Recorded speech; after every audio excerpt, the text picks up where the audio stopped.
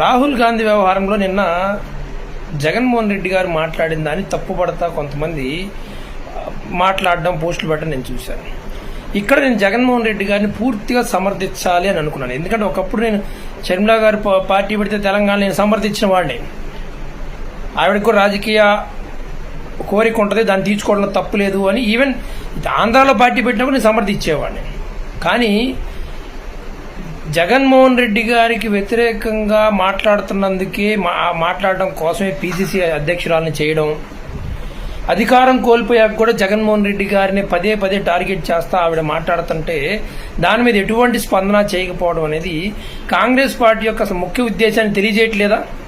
జగన్మోహన్ రెడ్డి మీద ఇప్పటికి కూడా వ్యతిరేకత భావంతో ఉన్నారు అనడానికి ఈ షర్మిలాని పిసిసి అధ్యక్షురాలు చేయటం, ఆవిడతో పదే పదే జగన్మోహన్ రెడ్డి గారిని విమర్శించడం, ఇక అంతకుమించి నిదర్శనం ఎక్కడుంది? కాంగ్రెస్ పార్టీ కూడా జగన్మోహన్ రెడ్డి గారి సన్నిహితం మెలగాలని కోరుకోవట్లేదు కదా. లోకల్ లీడర్స్ ఇప్పటికి కూడా కూటమి వ్యతిరేకించిన దానికంటే కూడా జగన్మోహన్ రెడ్డి గారి మీద ఎక్కువ వ్యతిరేక భావం చూపిస్తా ఉన్నారు. ఇంతకంటే నిదర్శనం ఏం కావాలి? ఇక జగన్మోహన్ రెడ్డి గారు రాహుల్ గాంధీతో కలిసి పనిచేసి వెసులుబాటు కాంగ్రెస్ పార్టీ కల్పిస్తుందా? లేదు కదా. అదే కాంగ్రెస్ పార్టీ కూటమి మీద విపరీతంగా దాడి చేస్తా పనిచేస్తా ఉంటే, వ్యతిరేకంగా మాట్లాడుతా వాళ్ళ ప్రభుత్వాన్ని ఎండగడతా ఉంటే మేబీ జగన్మోహన్ రెడ్డి గారు కూడా ఆలోచించి ఉండేవాళ్ళేమో. రెండవది, ఈవీఎం ట్యాంపరింగ్ గురించి చంద్రబాబు నాయుడు గారి గురించి రాహుల్ గాంధీ మాట్లాడలేదు అనేదానికంటే అసలు బీజేపీతో కలిసి కాంగ్రెస్ పార్టీతో కలిసి పోటీ చేసినప్పుడు బీజేపీని ఎంత విమర్శలు చేశాడు దేశమంతా తిరిగి. అదే బీజేపీతో కలిసి పోటీ చేసేటప్పుడు చేసిన తర్వాత కాంగ్రెస్ పార్టీ గురించి కానీ రాహుల్ గాంధీ గురించి కానీ ఒక్క వ్యతిరేక మాటలు మాట్లాడా ఈ చంద్రబాబు నాయుడు గారు?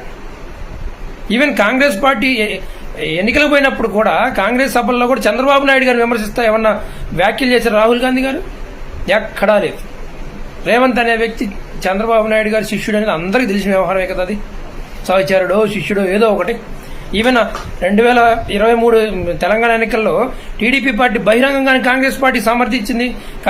కాంగ్రెస్ పార్టీకి ఓటేమని అడిగింది కదా టీడీపీ పార్టీ. ఇక అసలు వాళ్ళిద్దరి మధ్య ఏమంటారు TV5 సాంబ మేము ఛాలెంజ్ చేస్తున్నాం, మీరు ఎవరండి ఛాలెంజ్ చేయడానికి? ఒక మీడియా సంస్థ ఎవరండి రాజకీయ పార్టీని ఛాలెంజ్ చేయడానికి? ఒక రాజకీయ పార్టీ ఇంకో రాజకీయ పార్టీని విమర్శిస్తే ఒక మీడియా సంస్థ వచ్చి ఛాలెంజ్లు మాట్లాడటం ఏంటి? అసలు దౌర్భాగ్యం కాకపోతే.